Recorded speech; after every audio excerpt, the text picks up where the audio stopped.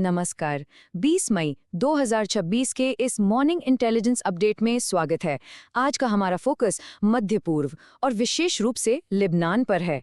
इस ब्रीफिंग में कूटनीति, ड्रोन हमलों और प्रतिरोध के बीच बने एक बेहद नाजुक संतुलन का निष्पक्ष और तथ्यात्मक विश्लेषण किया जाएगा। हमारा उद्देश्य बिना किसी पूर्वाग्रह के जमीनी हकीकत और रणनीतिक स्थिति को पूरी स्पष्टता के साथ सामने रखना है।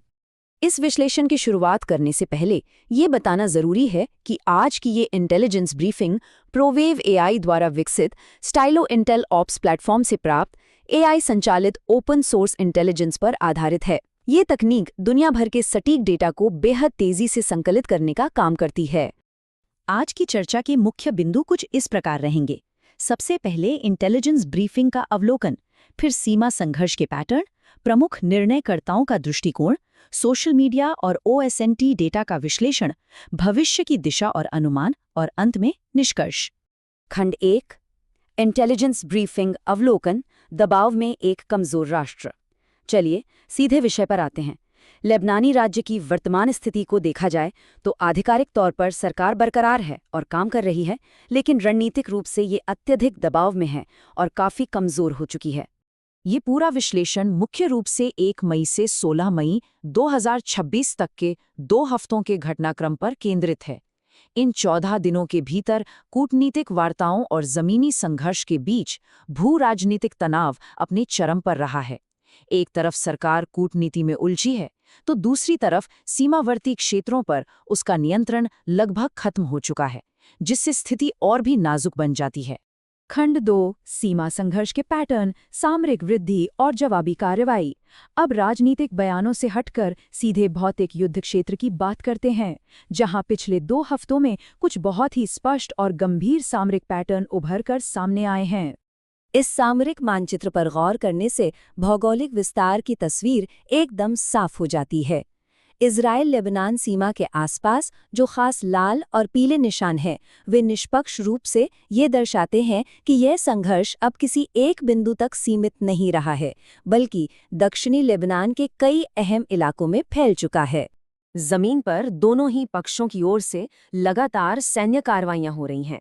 हाल ही में बैरूत के दक्षिणी उपनगर दहिए में इजरायली हमले देखे गए, जहां हिजबुल्लाह की राडोवान फोर्स के वरिष्ठ कमांडर मलिक बलूद को निशाना बनाया गया। इसके जवाब में हिजबुल्लाह ने भी उन्नत FPV ड्रोन्स का इस्तेमाल करके इजरायली मरकबा टैंकों और बख्तरबंद वाहनों पर सटीक हमले किए हैं। इस लगातार गोलाबारी का सीधा असर ये हुआ है कि दक्षिणी लिबनान में बड़े पैमाने पर नागरिकों का पलायन हुआ है और वहां राज्य का नियंत्रण पूरी तरह चरमरा गया है। खंड 3, प्रमुख निर्णयकर्ताओं का दृष्टिकोण, राजनीतिक परिदृश्य। जमीनी हकीकत को समझने के बाद अब यह देखना महत्वपूर्ण है कि इस बेहद अस्थिर माहौल में मुख्य राजनीतिक खिलाड़ी अपनी अपनी रणनीतियों को कैसे आगे बढ़ा रहे हैं। इस स्थिति का सबसे दिलचस्प पहलू ये है कि यहाँ मौजूद तीनों प्रमुख पक्षों के हित एक दूसरे के बिल्कुल विपरीत हैं। लेबनानी सरकार संप्रभुता और स्थिरता चाहती है, लेकिन जमीन पर इसे लागू करने के लिए उसके पास सैन्य ताकत नहीं है। दूसरी ओर हिजबुल्लाह का पूरा ध्यान अपनी आक्रामक क्षमताओं को बचाए रखने और अपनी प्रतिरोधक शक्ति को साबित करने पर है। वहीं इजराइल अपनी सुरक्षा सुनिश्चित करने के लिए कार्रवाई की स्वतंत्रता चाहता है और हर संभावित खतरे को समाप्त करने के लक्ष्य पर काम कर रहा है। तो यहाँ सबसे अहम बात ये निकल कर आती है कि अंतर्राष्ट्रीय कूटनीति बैरूत के लिए एक बड़ी रणनीतिक दुविधा पैदा कर रही है। उदाहरण के लिए अमेरिका लेबनानी सेना को समर्थन देने के लिए ये शर्त रख रहा है कि वे हिजबुल्लाह की सशस्त्र स्थिति पर लगाम लगाएं। लेबनानी सरकार के लिए इस तरह की शर्त मानना एक नए आंतरिक संकट को जन्म दे सकता है। खंड 4, सोशल मीडिया और OSINT, भावनाएं, सूचना का क्षेत्र। इस भू राजनीतिक अस्थिरता का आम जनता पर क्या प्रभाव पड़ रहा है, ये समझने के लिए आइए ओपन सोर्स इंटेलिजेंस यानी सार्वजनिक सूचना के क्षेत्र का रुख करते हैं।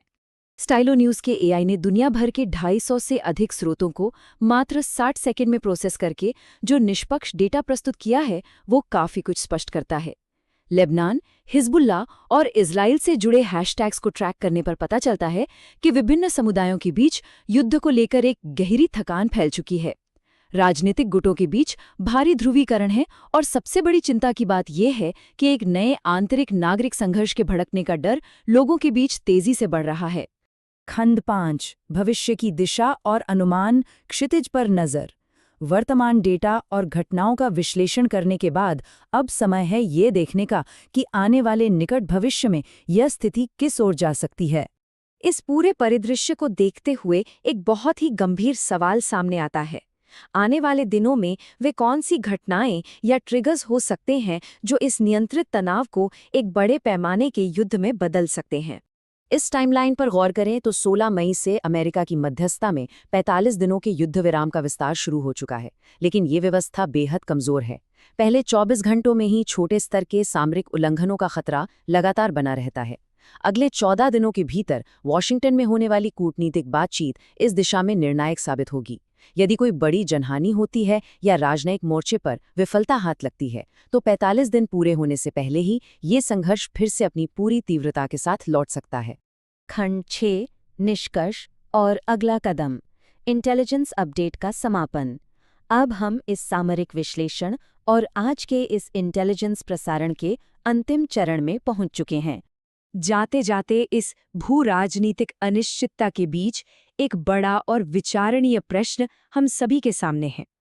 क्या लेबनान की ये कमजोर और खंडित सरकार किसी भी छोटी सी रणनीतिक चूक से पहले पूरे क्षेत्र को युद्ध की आग में धकेलने से रोक पाएगी और अपनी राष्ट्रीय संप्रभुता को स्थापित कर सकेगी?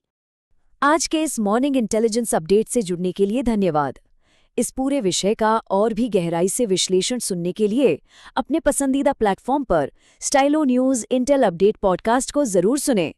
AI संचालित, सटीक और निष्पक्ष न्यूज़ के लिए stylonews.com पर जाकर सब्सक्राइब करें।